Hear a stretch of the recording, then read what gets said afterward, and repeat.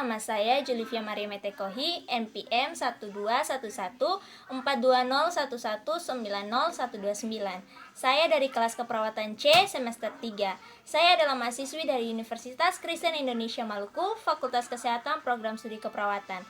Di sini saya akan melakukan sosialisasi kepada masyarakat dengan shock kardiogenik dengan media yang saya gunakan yaitu leaflet. Selamat menyaksikan.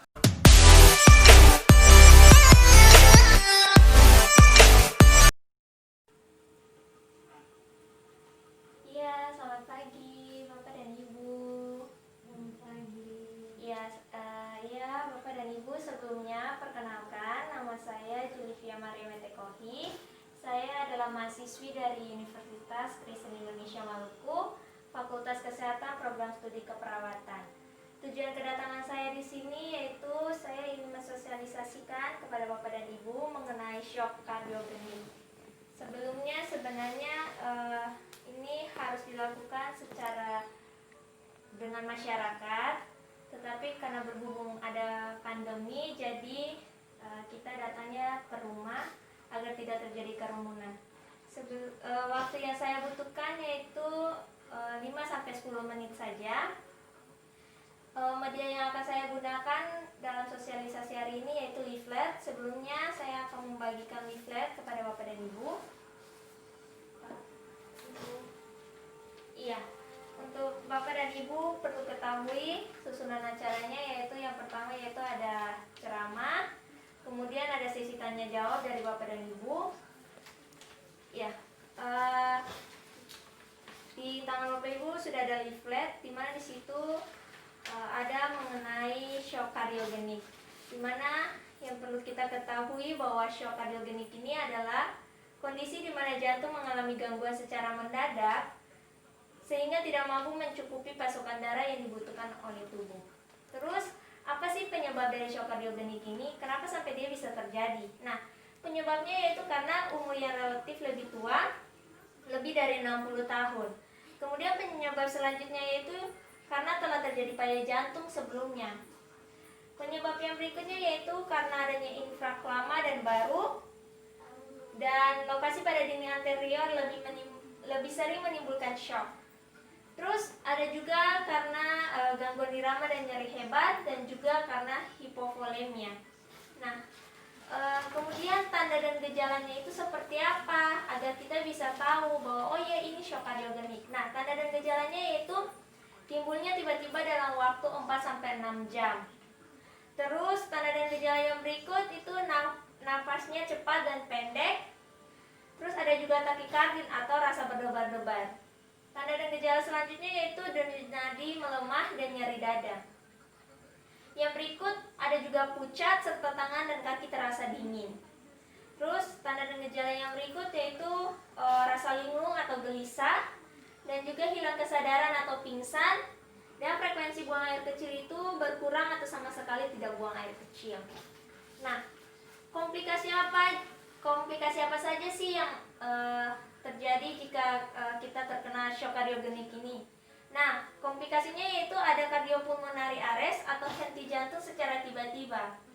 Kemudian ada juga disritmia, yaitu gangguan irama jantung yang mana denyut jantung bisa lebih cepat. Komplikasi yang berikut yaitu ada gagal multisistem organ, dan dari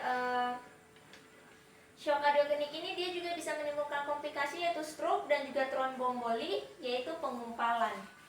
Nah, penata laksanaannya itu seperti apa untuk shock kardiogenik ini? Nah, yaitu pastikan jalan nafas tetap adekuat. Bila tidak sadar sebaiknya dilakukan intubasi. Yang berikut yaitu berikan oksigen 8-15 liter per menit untuk mempertahankan PO2 70-120 mm hetogram. Nah, penata laksanaan yang berikutnya yaitu koreksi hipoksia, gangguan elektrolit, dan keseimbangan asam basa yang terjadi. Dan yang berikut yaitu pemasangan kateter Swan-Ganz untuk meneliti hemodinamik.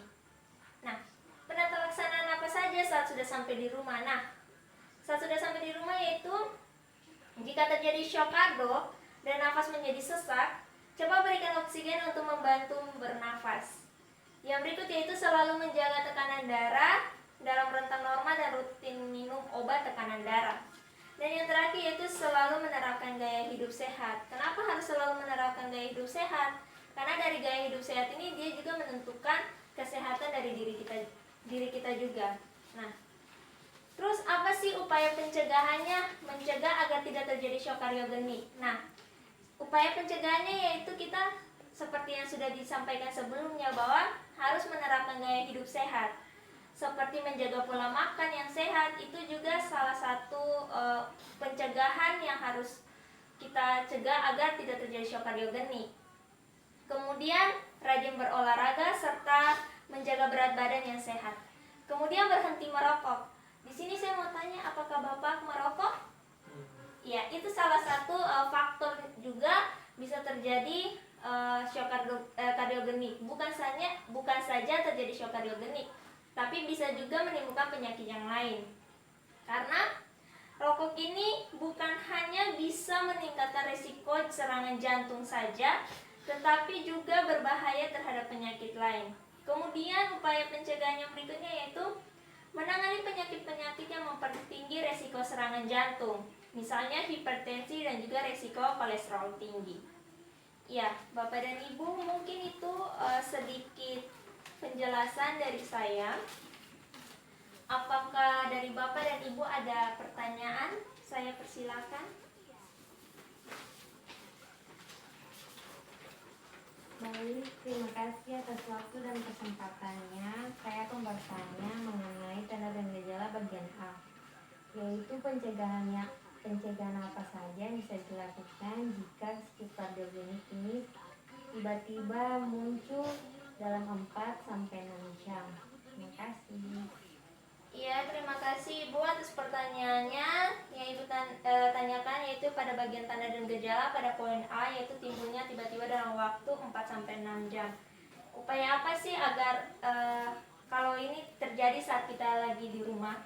Nah, cara pencegahannya jika kita ada di rumah atau pertolongan pertama yang harus kita lakukan yaitu kita harus membaringkan pasien secara perlahan dan jangan menggerakkan anggota tubuh dari pasien terlebih dahulu.